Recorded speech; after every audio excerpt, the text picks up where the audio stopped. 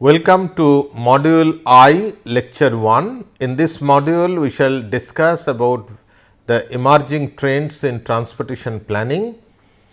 We will have two lectures in this module. The first one today is on activity based modeling. So, in this urban transportation systems planning course, we are discussing about the travel demand model. Now, just to remind you once again, what is a travel demand model? It is a mathematical relationship between travel demand and its characteristics in one hand and given activity and transport supply systems and their characteristics on the other hand. So, we are trying to map the relationship between travel demand and its characteristics with given activity, distribution, transportation supply systems and their characteristics. Now, in so many ways we can classify the travel demand models, but based on sequence of choices, models can be classified as trip based models, trip chaining models and activity based model. Now, the trip based model, you are familiar with this kind of models, because all throughout this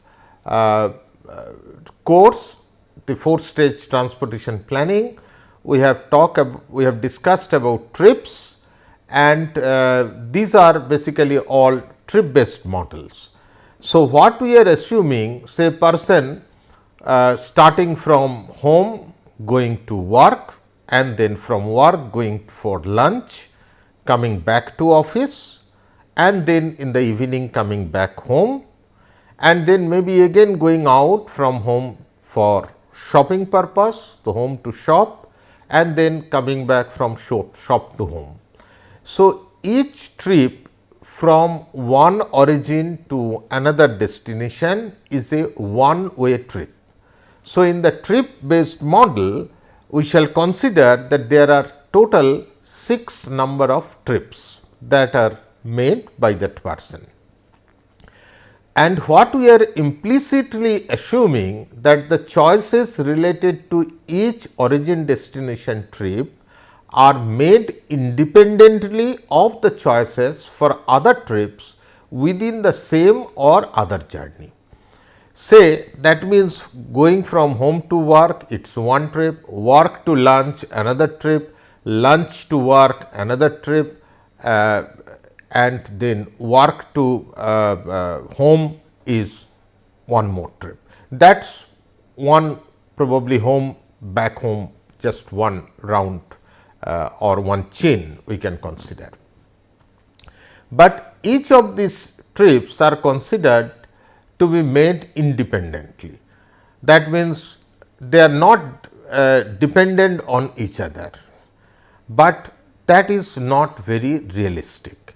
Say for example, if you are a person is going from home to work, the primary purpose is to go for work, and then he will probably go to some nearby place for lunch.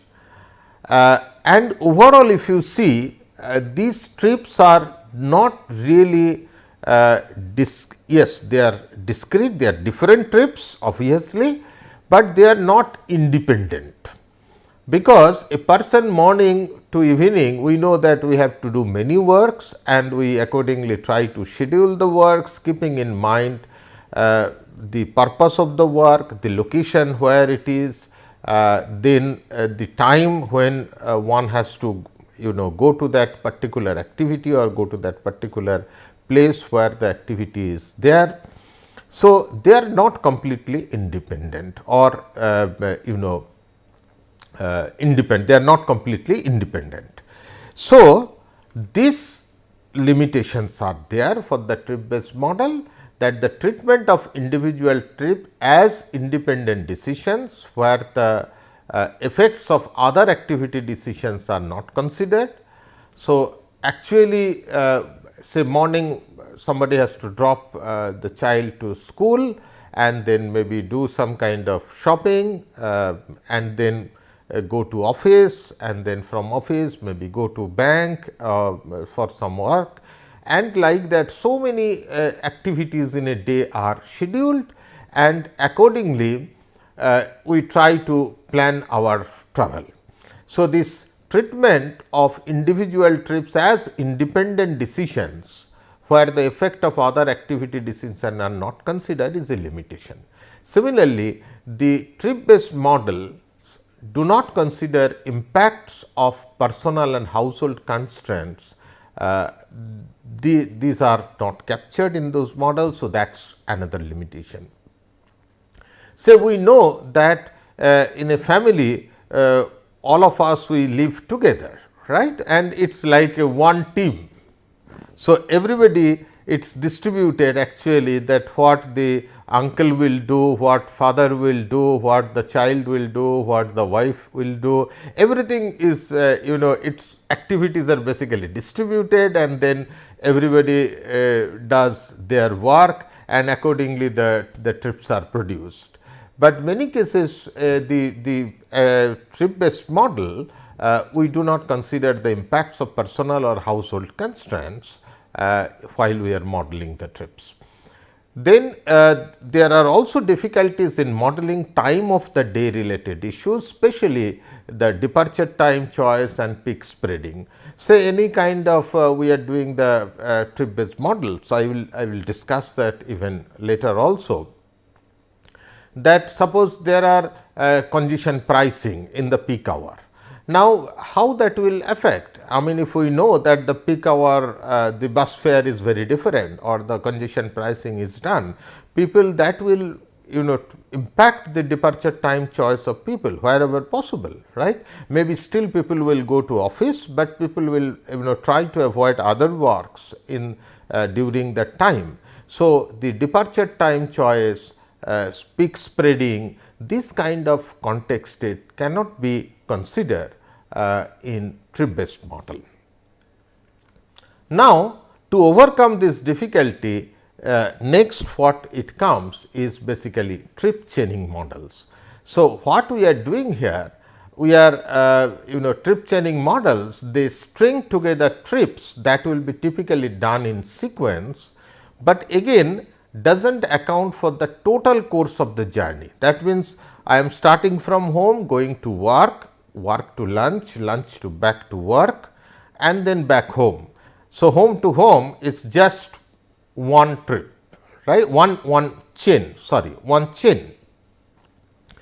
But again then home to shop and shop to home back in the evening, maybe another trip chain. So, what we are doing, we are string together trips that will be typically done in sequence. People will start from home, go to work, and then after some time probably will go for lunch during the lunch break and come back to work.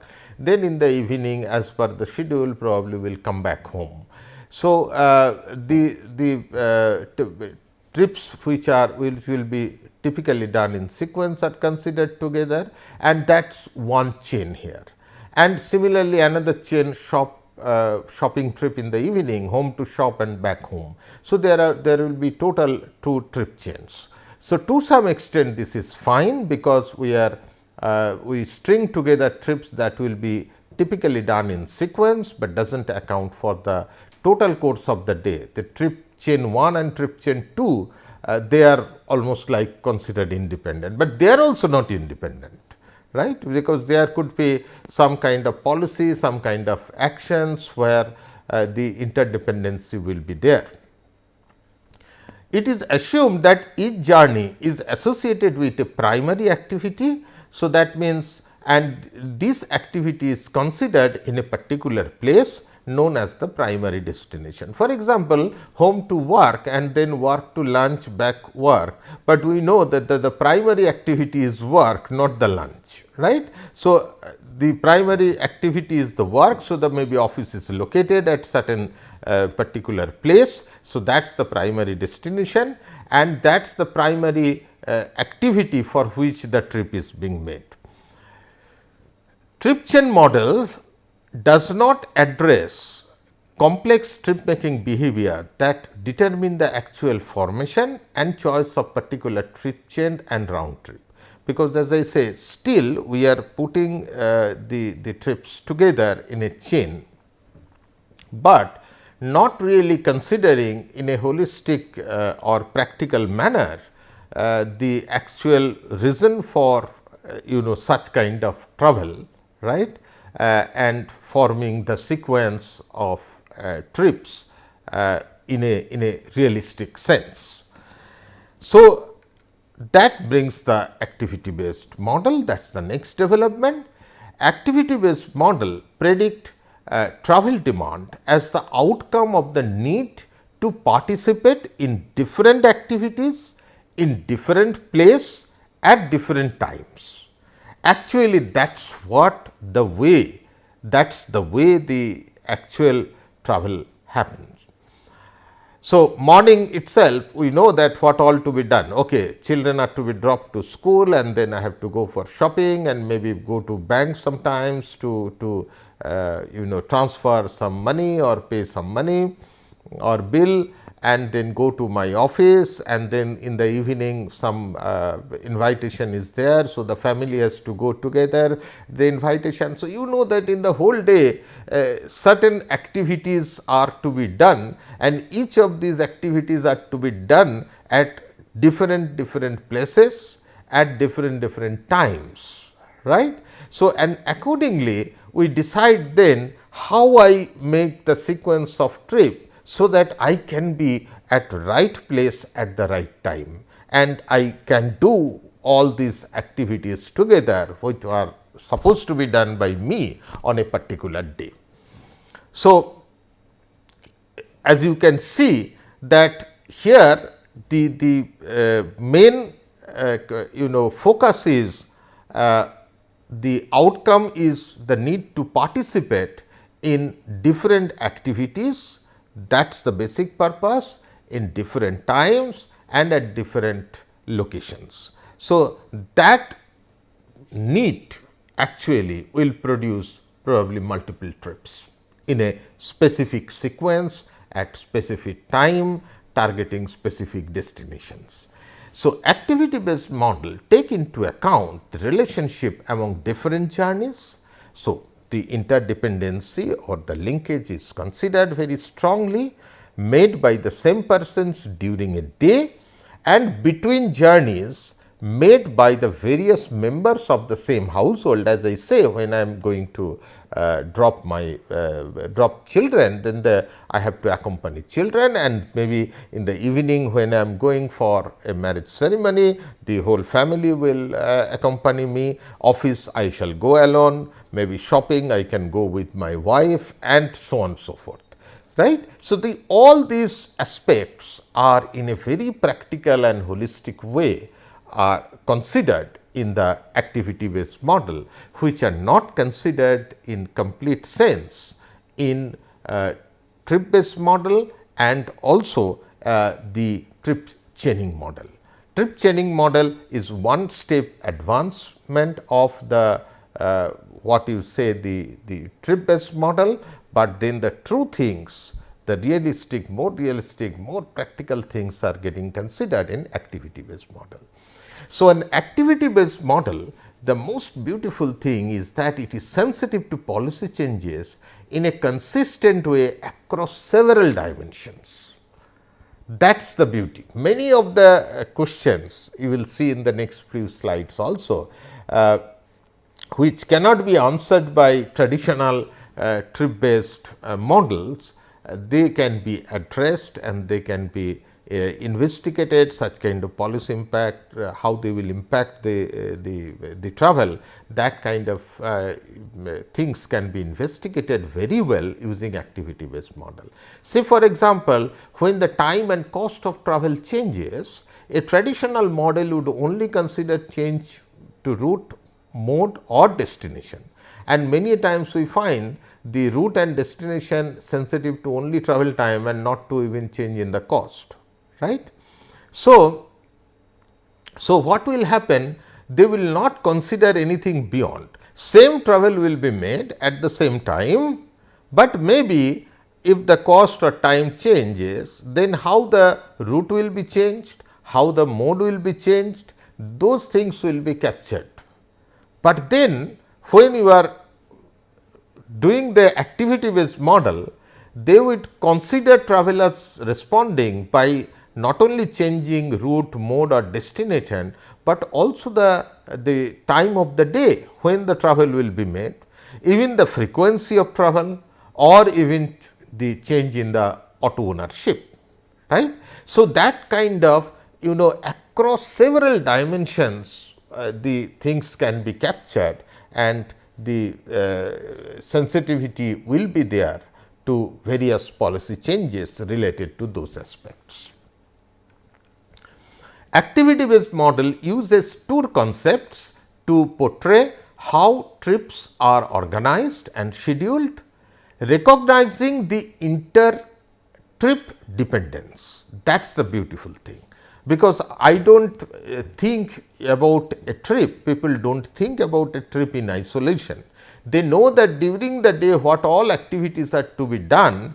So, the whole planning is done keeping those activities in mind, right. Maybe home to work and then back home, going to shop and then going to a park or somewhere for a leisure trip and then coming back home, or a student will probably go for home to college, come back home and then evening again go out for shopping, coming back home. Now, all such I kind of say, in the first case the person knows that he has to go for work, he has to go for shop and he has to go for a leisure trip, okay, and home is always the one end, right, repeatedly coming there. So, in this case that to all other places he has to go probably only once, home multiple times, right, because that is where the trips are finally produced and finally get terminated as well.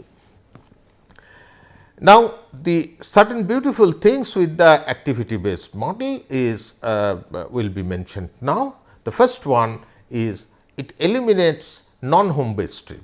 Now, non-home based trips is always a problem. Non-home based trips we consider during the classification of trips I have mentioned, and you know that trips could be classified as home based trip and non-home based trip. Non-home based trips are those where neither end of the trip is at home of the trip makers. So, for example, workplace to going to a doctor's chamber for an appointment, right, or as per an appointment. Then maybe going from gym to grocery store, right. So, such kind of trips if you see, neither end is home end, and we generally in the trip based model we consider these trips as non-home based trips. Now, non-home based trips estimation is really a challenge. How do you estimate it in non-home based trips? You can home based trips you can estimate, you can model very nicely taking the characteristics of the households and in the zonal characteristics, production you can model, attraction you can model, but non-home based trip, handling non-home based trips is always a challenge. Now, this activity based model, it eliminates non-based home based trips. What happens? That activity model consider all such kind of trips as a part of a tour which is starting and ending at home end. So, going from home and then place 1, place 2, place 3, place 4, finally coming back again home, right. So, there is nothing like called which is non-home based trip, because it is all the activities which are forming this structure, how and at what sequence people will go, using what modes, even mode interdependency will be there, right. If I am going out with a car for shopping and then from there I am going to meet my friends or going for a recreational trip, I may as well go by car only, right, because I have gone by car. So, you see the choice of mode is also dependent, what I have done for one segment and then what I am doing for the other segment with the same trip chain. So, that is one advantage. The second is the effects of accessibility on travel generation are considered. Say for example, what is the level of congestion, what is the urban form, what are the activity opportunities there, and all such kind of things, how they are going to impact. So, basically the accessibility, what is the impact on travel generation, that are considered. I have given an example here. Time of the day or level of congestion affect the generalized cost of travel that users associated with travel in different times. So, different, maybe peak hour I go, I have a different generalized cost than the generalized cost of a travel in the off peak hour, and therefore, users may rearrange or reschedule the activities. I may decide, okay, I will not go to this place for this purpose if possible, of course, right. Something may be rigid also, that if office everybody has to go at 10 o'clock, then everybody has to go at 10 o'clock, if there is no other flexibility. But many other activities can be rescheduled, right, or user may rearrange or reschedule activities. Such kind of things cannot be considered in conventional model, but can be considered in the activity based model.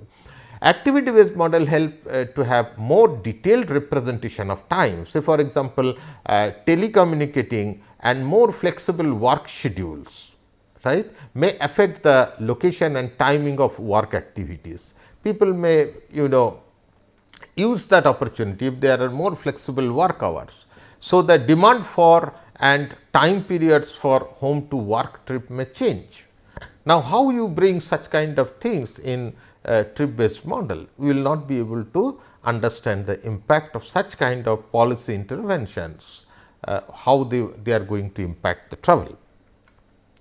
Similarly, activity based modeling is sensitive to a broader range of policies. We are coming back to this again and again, and trying to tell you probably in so many ways, and therefore, it can answer to more complicated questions. So, for example, greater work time flexibility, if that is available, that may allow users to shop on the way to work. They may decide that, okay, I will finish my thing, I will do little bit of shopping and then I will go to work, because it is convenient at that time, and considering the location where these such kind of activities or shopping is located and so on, and therefore, it may eliminate a separate shopping trips which were formerly made at a different time.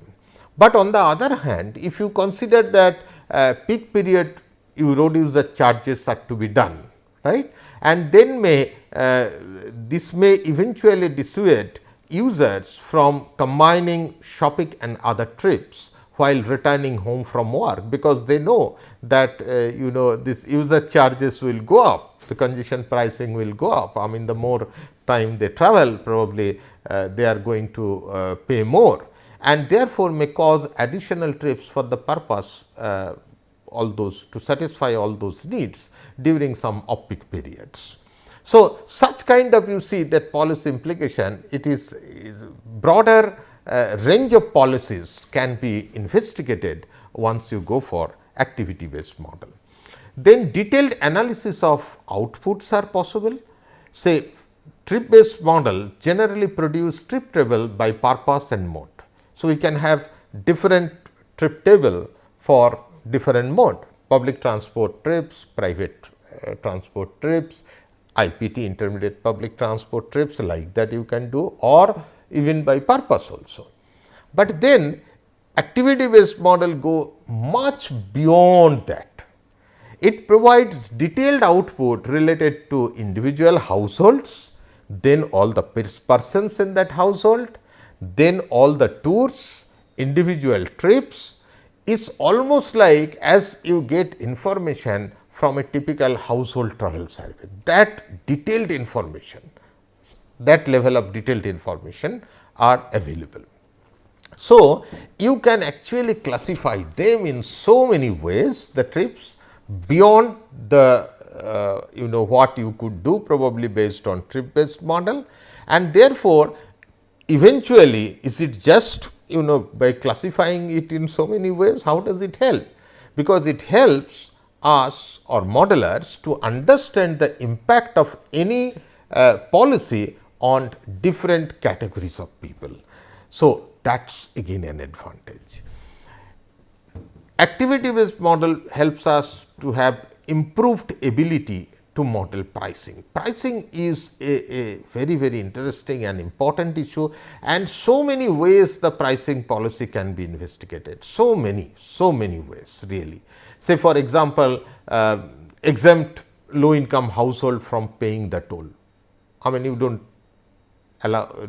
ask them to pay toll, or give seniors or youth some transit pass discount, or test the effect of eliminated employer paid parking. Employer paid parking is it's a very peculiar thing. If the parking charge is paid by your employer, then whatever is the charge, you know that you are going to get paid that amount by your employer.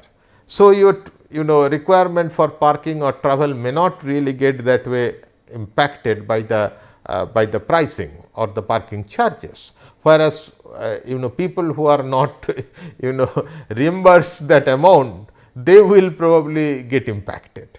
And here I am saying test the effect of eliminated employer paid parking, or maybe vary parking price by time of the day, how that is going to impact the travel.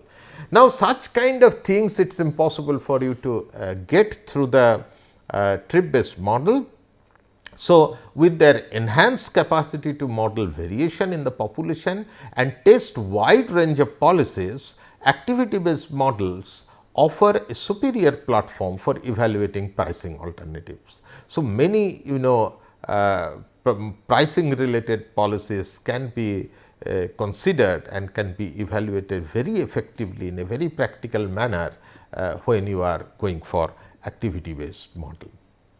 Similarly, it offers a greater ease of extensibility.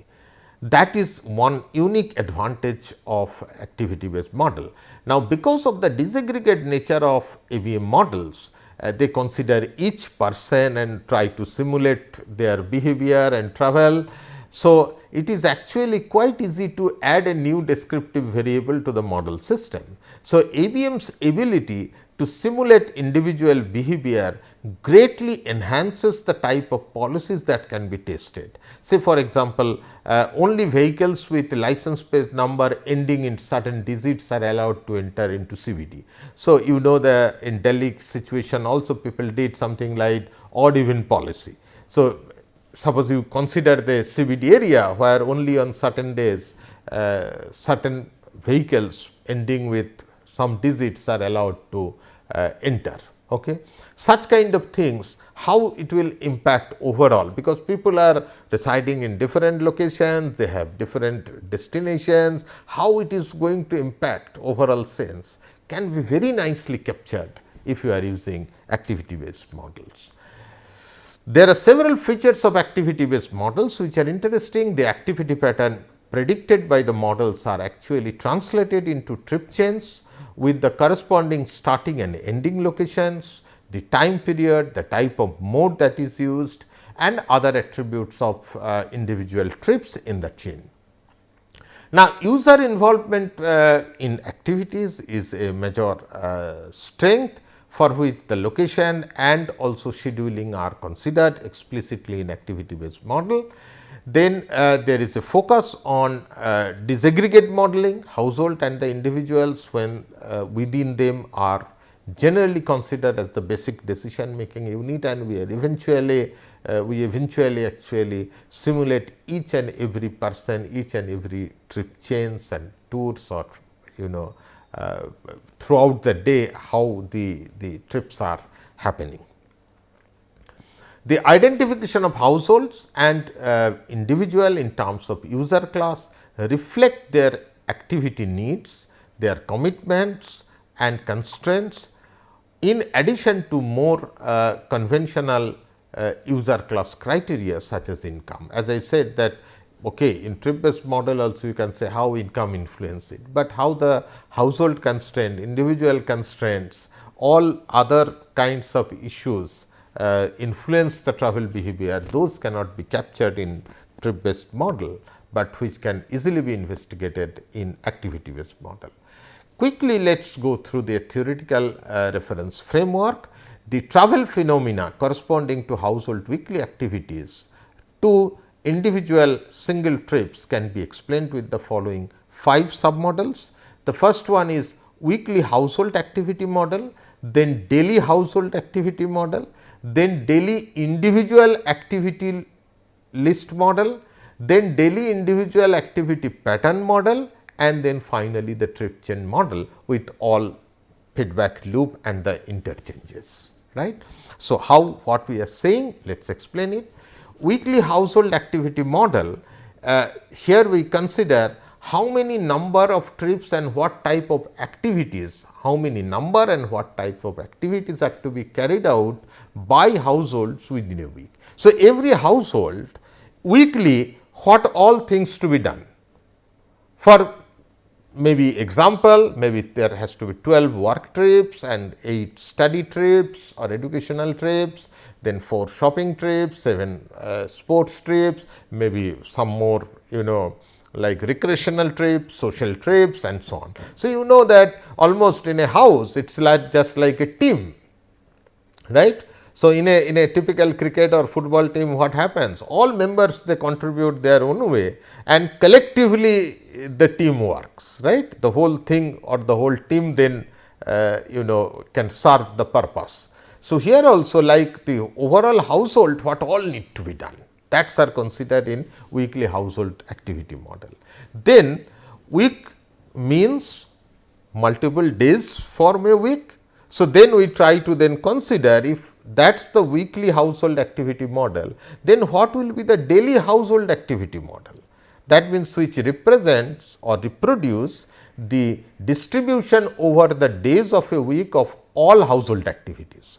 That means, I know that 12 work trips to be made, probably every day Monday to Saturday 6 work trips will be there and maybe study trips on certain day. So, shopping not every day or not maybe consecutive 4 days, maybe some particular pattern will be there.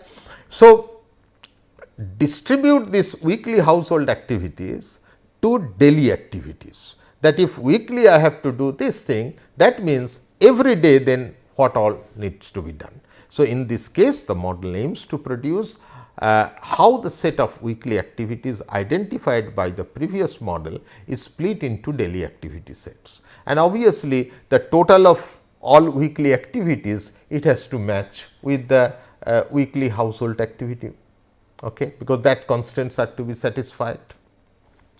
Then we know that every day how many activities to be done, but there are several members in the household who will actually participate in those activities, sometimes individual, sometimes together, right.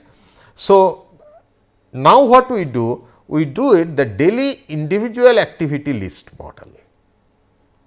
So, weekly activity for the household, then for daily activity for the household, then daily how individual member has to do participate in various activities. So, it distributes daily activities among the household components. So, daily individual activity list provides the number of times each activity is carried out within the day, and this leads to daily individual activity list that are at the starting points for reproducing the daily travel choices of each individual. For example, maybe an example is one work trip for one member, maybe one work trip, one leisure trip, one accompanying trip going with mother or going with wife or somebody, and then one other trip, and of course, home can come multiple times.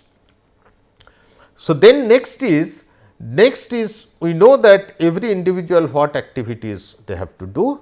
Now, every individual daily individual activity pattern model.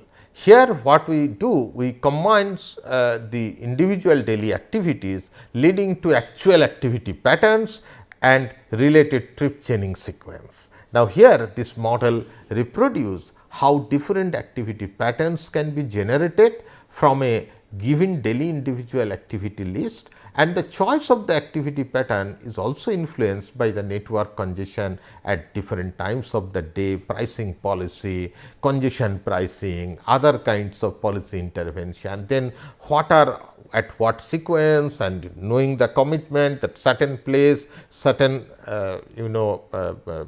the activities are there at certain time. Sometimes the time is rigid, sometimes the time may be flexible also. I can decide when I want to go for shopping or when I want to visit friends, depending on within certain range or within certain boundary, because I can only go for shopping when the shop is open.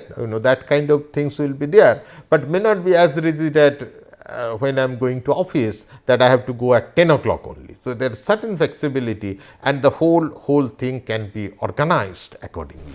So, the trip chain model, which produce the organization of all trips produced within an activity pattern.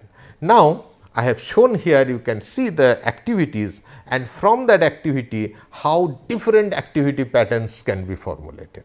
So, all the activities are done with different possible activity patterns, and home can come back again and again. You can say home to accompanying trip, and then to work, and then to home, and then to leisure, and then again other trip and back home, or it could be the second one, third one. So, you can see that for the same activity list there are possible several activity patterns. Now, given an activity pattern, what is then the difference between activity pattern and the trip chain? Now, trip chain model is to produce when and how these trips are carried out within the day. So, introducing not only the consistency within the generic trip chain, but also the different chains of the day, mainly in terms of activity duration and departure time. So, how much time you are required for each of these activity, and what will be the departure time. Those kind of completeness will be provided when you are, or will be considered when you are making the trip chain model. So, if you consider, there are first, what are the three things? First is the weekly household activity, then daily household activity, then how much will be done by individual. These three are called upper level decisions, right, which are the long term thing, because it depends on a very different context, the household and how many people are there, what are the household requirements. But then the last two mainly means the daily activity pattern model and trip chain model.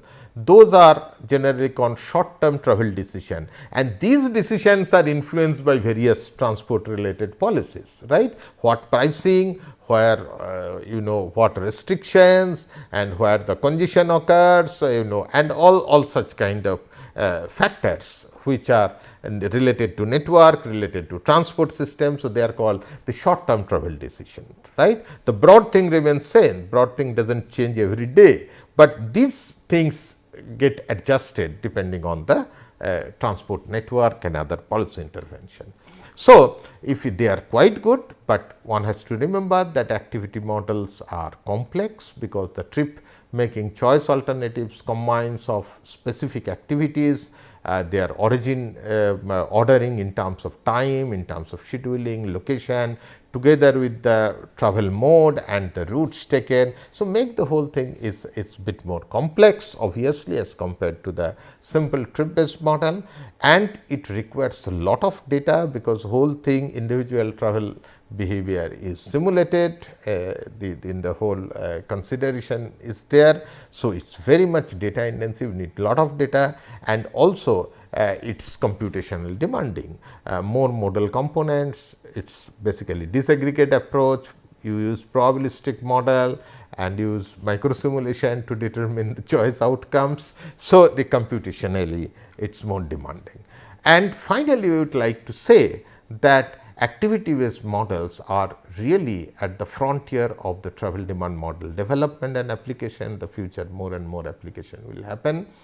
Theoretically and intuitively better descriptors and offer a better prospect of representing very complex aspects of travel behavior which other simpler approach or simpler model cannot consider, provide more realistic behavior responses to land use and transportation system change.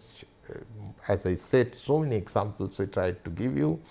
The necessity of course of for ABM for a region depends on what kind of questions we want to answer, right, for the travel demand model is expected to answer. As you know that there are several medicines. So, if there is a simple fever, maybe a paracetamol will work. If it is not, it is much more complex, then you may have to go for antibiotic and go for other things. So, similar kind of thing, all modeling approaches are there. So, if the questions I am trying to answer, get answer, if I can get answer with a simple model, I will still use a very simple model. It is not that I need to use a very complex activity based model, but if there are certain questions I am trying to get answer which I cannot get answer from the simple trip based model, then I will go for the activity based model. So, we discussed here different types of travel demand models, trip based, trip chaining based and activity based model, then discuss briefly the characteristics or features of activity based model and gave you a theoretical reference framework, 5 submodels starting from weekly activity, household activity to daily household activity, then each member activity, and then of course, the structuring of individual activity pattern and trip chain model, and then concluded with some remarks regarding the feasibility and where and why we should apply activity based model. Thank you so much.